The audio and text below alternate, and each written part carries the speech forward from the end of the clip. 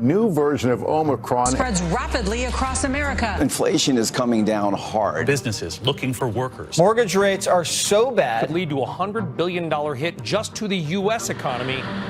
It is very, very easy to get caught up in current events. Double mutant. triple mutant. What will this latest rate increase mean for our money? Serious economic slowdown. Negatively impact the economy. We're bombarded with information. Major fentanyl drug bust today. overwhelmed by injured people. Deadly school shooting. Alarming concerns over the nation's economy. And it doesn't matter where you are, the information is coming at you. Economic onslaught. Potential for a big bankruptcy. COVID on steroids. A real debate over the party's future. It wakes you up in the morning. Concerns about Vladimir Putin's state of mind. It puts you to sleep at night. The damage this could do to our economy. It is so easy. We've got everything you need to know. Most of the crowd gets lost and becomes part of that statistic.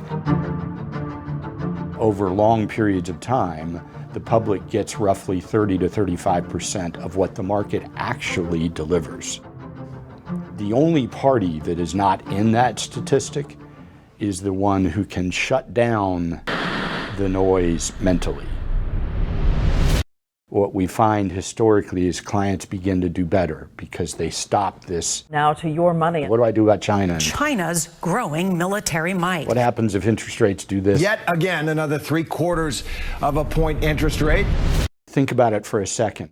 Pre-pandemic, if we were all sitting around a room going, okay, what are the world-ending hazards that we have to worry about?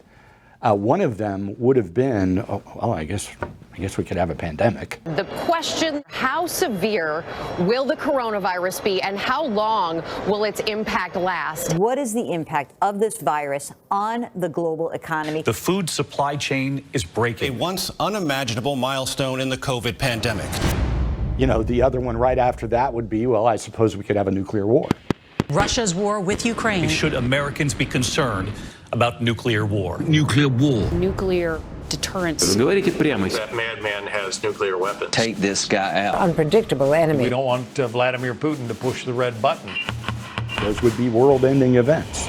A third world war. It could be World War III. Breaking news from the war in Ukraine. But we have a saying, you can only bet on the end of the world once. You know, that's not an investment plan. The process we all build is sort of reverse engineered. We help them understand in advance the problems that come along. And by the way, we guarantee there's more. There's a lot more. Tonight, breaking news on several fronts as we come on the air. The century's worst crisis. Frightening reality. But there's been a lot for 40 or 50 years. There are other, even more depressing facts. Continuing tide of double-digit unemployment. President Reagan's new plan to limit nuclear warheads. The stock market went into a free fall, losing more in one day than it did on Black Tuesday in 1929. Another area of contention between the Republicans and President Clinton. The Republicans said they hated that. 2 airplanes have crashed into the World Trade Center. Worst financial crisis since the Great Depression. It's that way every 40 or 50 years. Concerning surge in coronavirus cases. A historic week of declines. Kim Jong-un, possible military conflict. Every year has a problem. And we warn you, these images Are disturbing. Welcome to Street Signs on this Thursday afternoon. A big afternoon as stocks accelerate their slide. The stock market has hit turbulence. The downward spiral today. White knuckle day on Wall Street. Argentina's default was just one in a series of bad headlines. Are we headed towards another crisis that we saw at the end of the 1990s, early 2000s? Fears of a global economic slowdown. One of the worst opening weeks ever. Global markets are roiling. Investors uncertain about President Trump's recent scandals. We're on track for the worst December since 1931. Worst day on Wall Street so far this year. Horrific week on Wall Street. with inflation this high. New worries about the economy tonight. It's almost inevitable that we end up in a recession. It's looking worse and worse. We don't know how bad things are going to get. The potholes will come and go. It's your reaction to the potholes that become absolutely critical to your end result.